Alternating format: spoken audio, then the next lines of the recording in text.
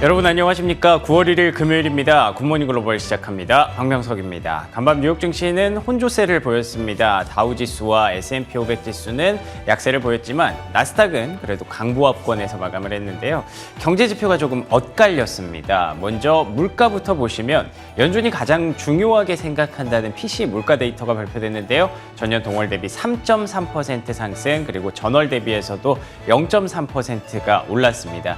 그리고 코어 PCE 데이터 역시나 4.2% 올라오면서 이게 시장 예상치에는 부합을 했거든요. 그렇지만 이 3%대, 4%대라는 숫자가 조금 더 떨어지기를 우리는 바라고 있죠. 그리고 올해 1월부터 시작됐던 그 물가 하락세에 비교하면 확실히 그 속도가 둔화된 건 사실입니다. 그래서 조금은 시장의 부담으로 작용했던 것 같고요. 그렇지만 주간 실업수당 청구 건수는 22만 8천 건이 나왔습니다. 모처럼 23만 건 아래로 떨어진 건데요.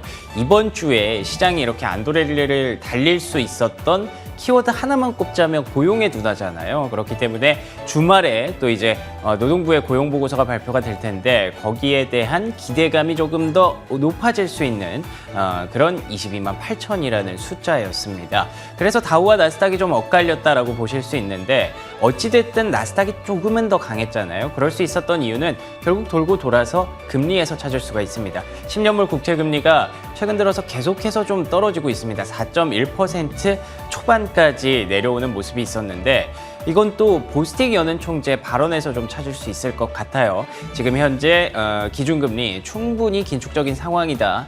그렇기 때문에 지금은 금리를 더 올려야 될 때가 아니라 조금 시간을 두고 인내심을 갖고 지켜봐야 될 때다라는 발언이 나왔습니다. 이렇게 된다면 금리도 성장주에 대한 우려도 조금은 완화될 수 있는 그런 결과가 나왔던 거죠. 그래서 종목단에서 보자면 아마존과 쇼피파이가 함께 서비스를 출시하면서 동반 강세를 보였고요. 실적주 중에서는 UBS 그리고 세일즈포스 어제 말씀드렸던 그런 종목이 또 강세가 나타났습니다. 다만 성장주라고 다 오른 건 아닙니다. 대표적인 성장주죠. 팔란티어 같은 경우에는 모건 스탠리에서 좀 혹평이 나왔습니다. 물론 AI 수혜주지만 이 정도의 기대감을 채울 수 있는 실적은 나오기 어려울 것이다 라는 얘기가 있었고요. 그리고 또 달러 제네럴이 유통주 최근에 가이던스 계속 내려가고 있죠. 그래서 10% 넘게 폭락하는 그런 모습이 나타났는데요. 결론적으로는 지금 뭐 주말에 고용보고서도 봐야 되고 다음 주 CPI도 봐야 되고 볼 게 많지만 종목인 것 같습니다. 어떤 이렇게 대세 상승장이 아니라면 되는 종목과 안 되는 종목을 좀 걸러내는 눈이 필요할 텐데요. 같이 함께 길러보시죠. 금요일 굿모닝 글로벌 지금부터 출발합니다.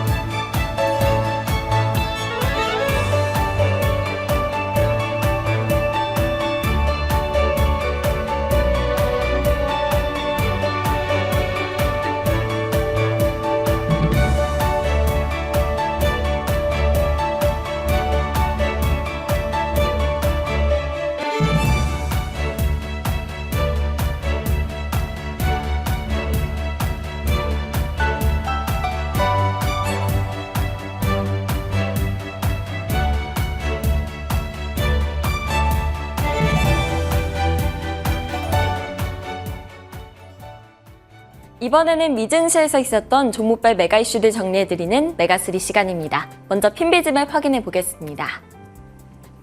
기술과 커뮤니케이션, 임의소비재 섹터가 강세를 보였고요. 필수 소비재, 헬스케어, 부동산과 유틸리티 섹터는 빨간불을 켜면서 하락세를 나타냈습니다.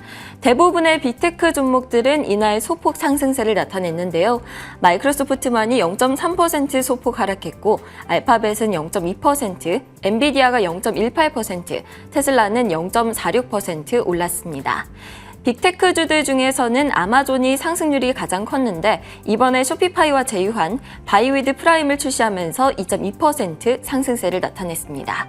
기술주들 소식 더 확인해 보겠습니다. 세일즈포스는 2분기 실적과 3분기 가이던스를 발표하고 약 3% 급등했습니다.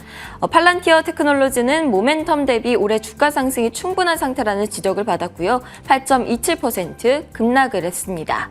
사이버 보안업체인 클라우드 스트라이크와 옥타는 호실적을 발표하고 가이던스를 상향을 하자 월가에서 목표가를 줄상향했고요. 각각 9.3% 그리고 13.5% 급등했습니다. 아리스타 네트워크스는 시티그룹에서 투자 의견을 중립에서 매수로 상향 조정하고 목표가를 기존의 177달러에서 200달러로 상향을 하자 4.34% 급등했고요. 미국의 최대 애완동물용품 업체인 취인은 지난 2분기 기대 이상의 실적을 기록했음에도 불구하고 다소 보수적인 전망을 제시했는데요. 이에 월가에서 목표 주가를 일제히 하향 조정을 하면서 12.3% 급락했습니다. 캠벨스프는 호실적에서 0.6% 하락했고요. 달러 제너럴은 실적 실망에 12% 급락세를 나타냈습니다. 그럼 오늘의 메가3 확인해 보겠습니다. 오늘은 호실적의 월가에서 환호하고 있는 세일즈포스 소식부터 시작해서요. 아마존에서 쇼피파이와 제휴해서 새로 출시했다는 앱, 그리고 인공지능 관련된 월가의 의견들까지 살펴보겠습니다. 먼저 세일즈포스 소식부터 보겠습니다. 세일즈포스는 고객 관리 솔루션을 중심으로 클라우드 컴퓨팅 서비스를 제공하는 기업이죠. 이번에 예상치를 웃도는 2분기 실적과 3분기 가이던스를 발표하고 3% 올랐습니다. 성장성보다는 내실을 튼튼하게 하는 쪽으로 방향성을 잡았고 월가가 이를 긍정적으로 평가했기 때문인데요. 파이퍼 샌들러, 레이먼드 제임스, 오펜하이머 등이 목표가를 줄 상향을 했고요. 몇몇 의견들을 들어보자면 대부분 앞으로의 매출 성장 가능성에 대해서 긍정적으로 평가하고 있었는데요. 에버코어에서는 목표가를 240달러에서 275달러로 상향을 하면서 내실이 튼튼하다고 강조했고요.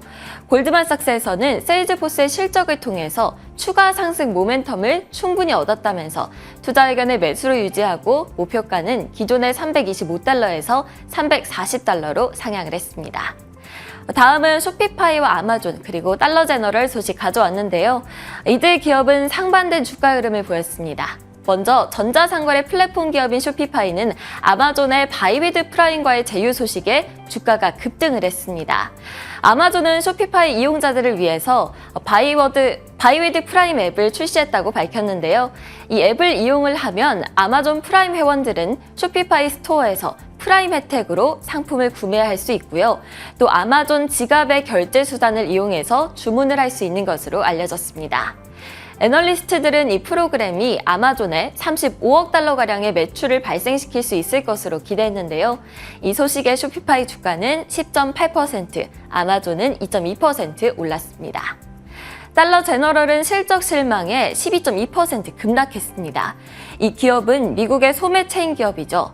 주당 순이익과 매출액 모두 예상보다 부진하게 나왔고요. 올 한 해 전체 실적 가이던스도 예상보다 부진할 것으로 드러났습니다.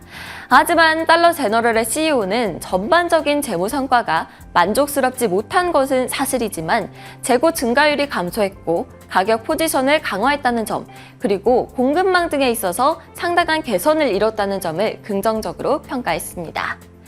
마지막으로는 인공지능과 관련된 월가의 투자 의견들 가져왔는데요. 모건 스탠리의 의견입니다.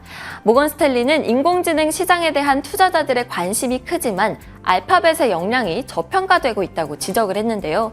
올해 IT 섹터 내에서 인공지능 기술의 개발과 도입이 가장 주목받고 있고 엔비디아와 마이크로소프트의 랠리를 통해서 이것이 드러나고 있는 상황이죠. 하지만 알파벳이 보유한 인공지능에 대한 역량과 이를 활용할 수 있는 클라우드 플랫폼의 존재가 저평가되고 있다고 합니다. 모건 스탠리는 알파벳이 몇 년간 해당 기술을 연구를 해왔고 시장 내에서 핵심적인 지위를 차지해 점유율을 확대할 수 있기 때문에 구글 클라우드 플랫폼 실적 컨센서스가 대거 상향이 돼야 할 것이라고 말을 했고요. 이로 인해서 주가도 상승할 거라고 예견을 했습니다. 한편 팔란티어의 경우에는 모건 스탠리에서 상승폭에 비해서 모멘텀이 미미했다고 평가했는데요. 지금까지 팔란티어는 연초 대비 150% 이상 급등을 했습니다. 하지만 아직 수익화 모델이 견고하지 못하기 때문에 향후 수개월간 인공지능 사업을 통해서 이 주가 랠리에 부합하는 실적 성장을 누리기는 어려울 것이라고 하는데요. 이 때문에 주가가 8.3% 급락하기도 했습니다. 지금까지 메가3였고요. 이번에는 좀 더 자세한 시장 이야기 김태수 위원님과 함께 이야기해 보겠습니다. 위원님 안녕하세요.